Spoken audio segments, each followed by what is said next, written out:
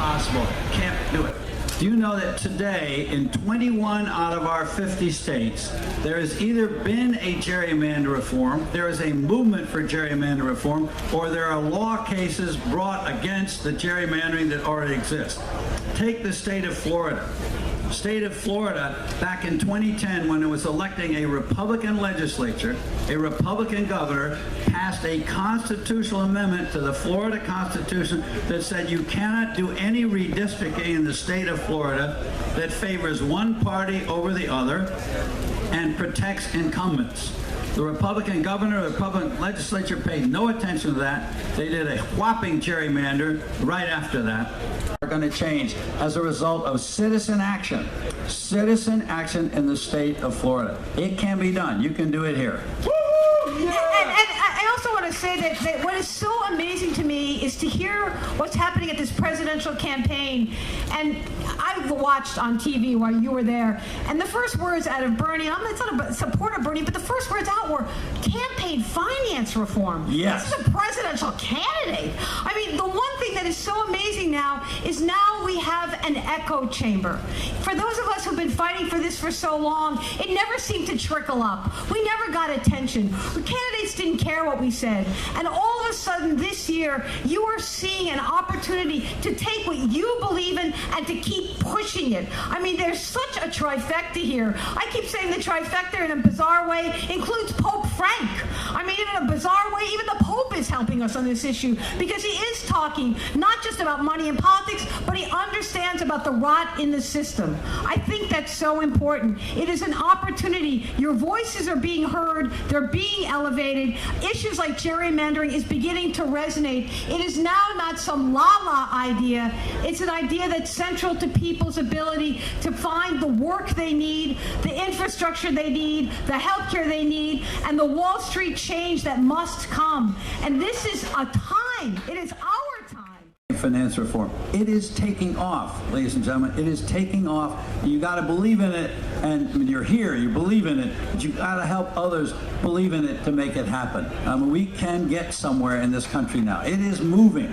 I got to go back. I got to go back to Martin Luther King. Can I go back to Martin Luther King? You have my permission. Okay. All right.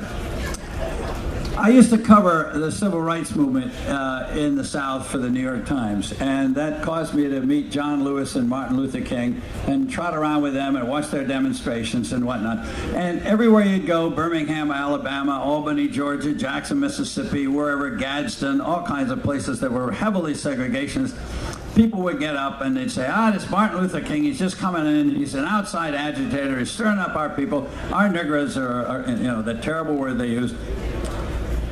Our people are happy, he's just stirring them up. And then I go to these church meetings afterwards, where King would appear, be a crowd there, and hear how he would respond to that. I wondered how King was going to respond to that epithet they threw at him. He's an outside agitator. And what he said was, he said, yes, he said, I am an agitator. He said, look inside your washing machine. When you got your dirty clothes inside your washing machine, he said, in there, he said, there's an agitator that's going back and forth, and it's knocking the dirt out of your clothes. He said, that's what I'm doing. I'm an outside agitator in here, agitating against the dirt, against the segregation, against Jim Crow, against all the filth in our society, and get rid of it. What we need today is a new generation of agitators. What we got right here in this tent is the makings of the army of a new generation of agitators. All right. Okay. And this is not, and you heard speaker after speaker, this is not a left-right conversation, everyone. It is not a left-right conversation. You know what we really are? We're the radical middle. That's what we are. We're the radical middle. Both sides get that there's something wrong with the system. Both sides understand there's a quid pro quo with money. Both sides get it. The question is, one side misdirects the anger, and the other side has been failing to talk to it. So guess what? Now is the time, and you are so important. The reason I told the story in the beginning from 1995 with my New York Times story is what happened after that handshake was we weren't there. We weren't there to push. We weren't there to repeat. There weren't enough of us saying, where's the damn commission? There weren't enough of us that said there is a problem with the system. Politicians don't work in isolation. And if they know you are watching, and if they know you are out there, and if they know you are agitating and you want that change, it makes it easier for them to actually follow through. Did you know about the handshake? Probably not. If there was a handshake today, would you know? Absolutely. A constitutional amendment. It had to pass by more than 60%.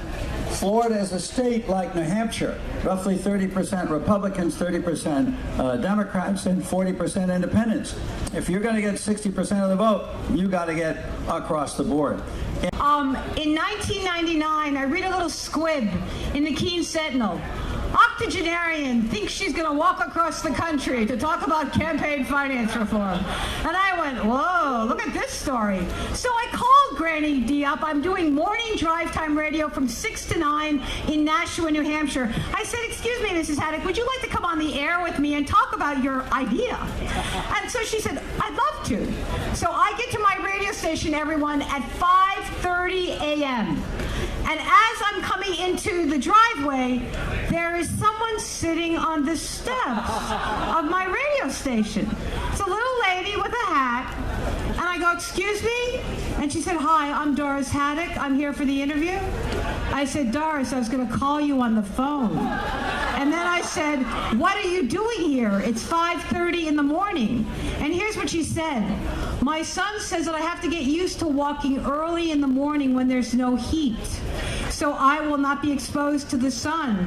So we're starting to practice, and I'm practicing with you. That was the first interview she did. I was so out of my mind when we got done. I was so inspired. I called my friend at National Public Radio and I begged him to interview her. Yes, sure, Arnie. Yes, sure, Arnie. Yes, sure, Arnie.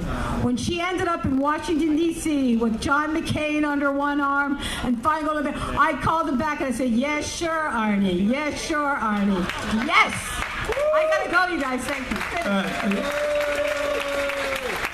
About amending the Constitution, if you want to know about gerrymander reform, if you want to know about where there's effective public campaign funding, which John Rao and his group were talking about, we have maps of the country, we have lists of state-by-state rundowns, you've got information there that you can get, groups you can turn to, readings you can get, and we certainly have New Hampshire Rebellion and the Open Democracy.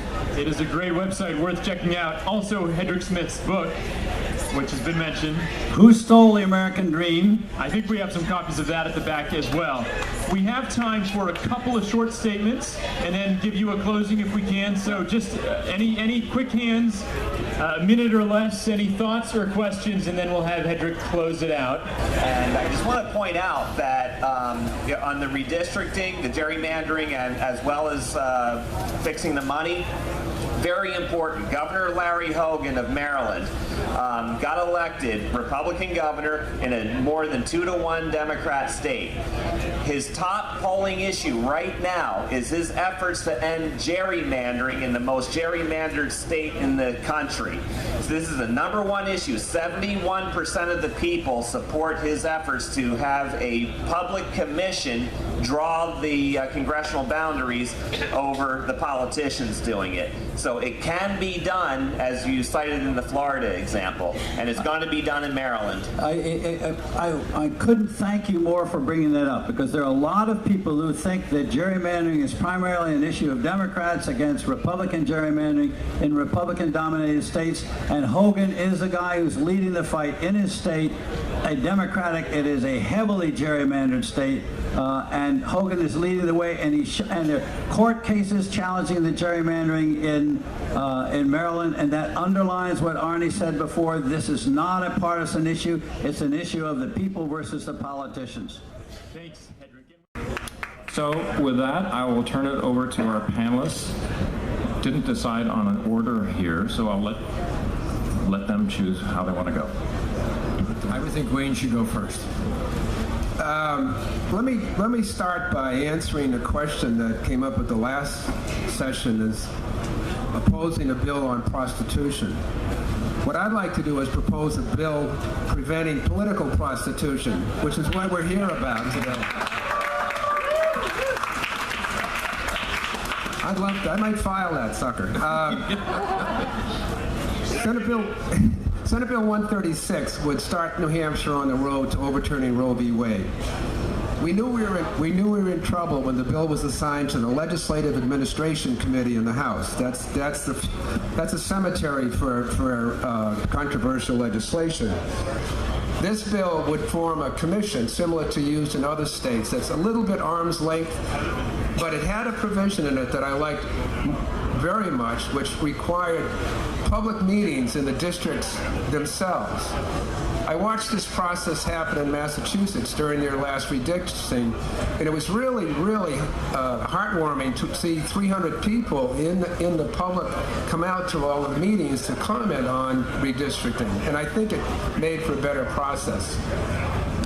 The redistricting bill, we tried to get an interim study on it in committee last week, but the majority party voted to report it out ITL. We have written a minority report. We're very good at that these days, and we're going to fight it out on the floor of the House next Wednesday. When I was asked to speak on this panel, I was asked to provide a list of bills I had submitted, or others, to promote voting. And we had done some of that, but I commented to them that most every bill we had this year, the effect would have been to suppress the vote. Waiting periods, redefining residency, redefining the Constitution, tightening up on the absentee voting, for example. We had to fight that instead of promoting it. And it's very hard to explain to you what it's like in the trenches on this one, because right now there is an active organization funded by David Cope called ALEC. ALEC is an organization that looks benign. They invite legislators to meetings in Las Vegas. They wine and dine them, give them a good time, and then they hand them an envelope of what they call model legislation. Those representatives, and there are some in the New Hampshire House, come back to Concord and they file those bills as if they're theirs. They're not. We had legislation that I co-sponsored that would make ALEC have to file as a lobbyist in New Hampshire because they're behind. There's no disclosure. And I argued very hard that they're just another feeding at the trough. But it's very dangerous because, and we tried to get another bill to at least identify on the legislation that this legislation was not written in New Hampshire. It was written in Nevada or someplace else. And that's what this is all about. You don't have to serve in the state senate or the state house to be an activist. That's what democracy is all about. You're an activist. You're participating in our democracy, and it's an honor to be here with you today. I want to talk about a couple bills that are in the state senate. One is Senate Bill 502, which establishes an online voter registration system. Senator Betty Lasky has taken the lead on it. I've been working with her. We've made significant progress working with the New Hampshire Secretary of State's office. It's going to come to a vote at some point in the Senate floor, but it's certainly consistent with number 5 of the We the People pledge. Modernize voter registration.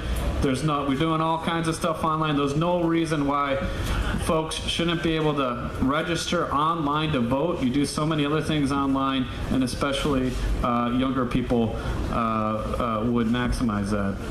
Second bill that has a hearing on Wednesday, Senate Bill 518. This establishes a registration fee based on gross expenditures imposed on PACs and super PACs. The registration fee would be 2.5% for the first $500,000 in expenditures, and then 5% after on PACs and super PACs. And what does it fund? It funds enforcement of our lobbying laws, our disclosure laws, our registration laws at the Attorney General's office. That's what that registration fee is going to fund. The spending from PACs and super PACs results in increased regulatory pressure on the state. There's no reason they shouldn't be paying for the enforcement of our laws. We're going to take a very slight break here for a special thing. Dan Weeks is going to tell you all about it. Is Sam Waterston? There he is. We are sad to bid farewell to actor Sam Waterston, who's been with us since yesterday, since making the 5-hour trip up from Connecticut. And I asked if he would just say a few closing words to all of you for gathering before he hits the road. No, Dan gave me permission to say thank you so much for this tremendous injection of adrenaline into me, who has been associated with this question for 9.5, going on 10 years. And I came up here looking for hope, and I got it.